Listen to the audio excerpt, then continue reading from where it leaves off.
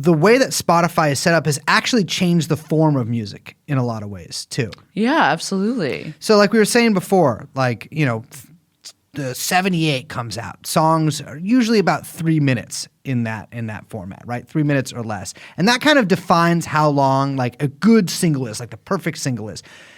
When the album comes into its own and into the early years, CDs and MP3s, the single actually inched upwards in length, right? Getting up to like, I think the average length was like over 4 minutes, maybe even 5 minutes at a certain point. There's radio edits and stuff too that make them shorter. Now, in the past 10 years alone, the average like single length has shaved about 40 seconds off of its stuff.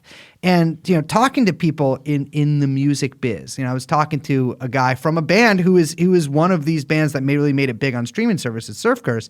He's telling me that a lot of bands actually change the way their songs are written in the first place, right? So instead of going from like the verse, chorus, bridge, whatever structure, it'll be like chorus, bridge, chorus, chorus, the song's over.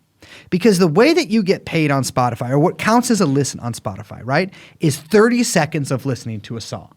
So there is actually, if your goal is to really make it big on Spotify, which is really like make it big in recorded music, there is actually no reason for you to write a longer song.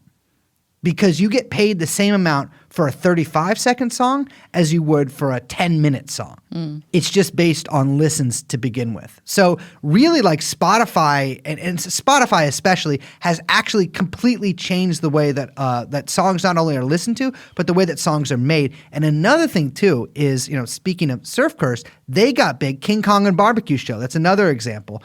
These bands got big essentially from like, in large part, to becoming really big hits on TikTok, right? And so what labels, and this is mostly a major label thing, but also like sort of aspiring young indie bands, is like they will kind of like write songs that they know are going to be like hits on TikTok. And I think this is especially true for like big pop stars, because if you're a major label, that's what you want. You want people like mouthing like, mother, or whatever on TikTok.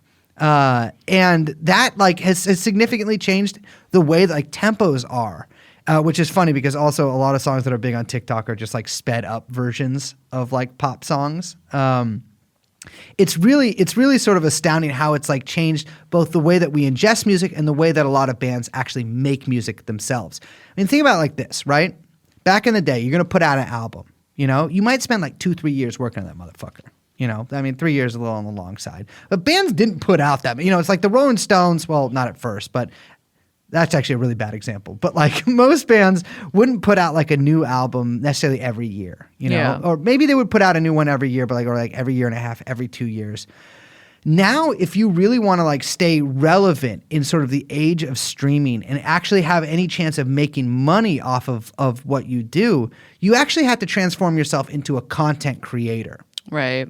And that is actually a huge, huge shift just in the way that like musicians would interact with their own art or would interact with their audience, from the ground up. I mean, it's a totally huge sea change, right? Because if you actually, and this is the thing, it's like if you want to make it big on Spotify, you don't want to put out an album every 2 years and like have a couple of singles off it, like people have been doing for like 80 years or whatever. What you want to be doing really is putting out like a song every month.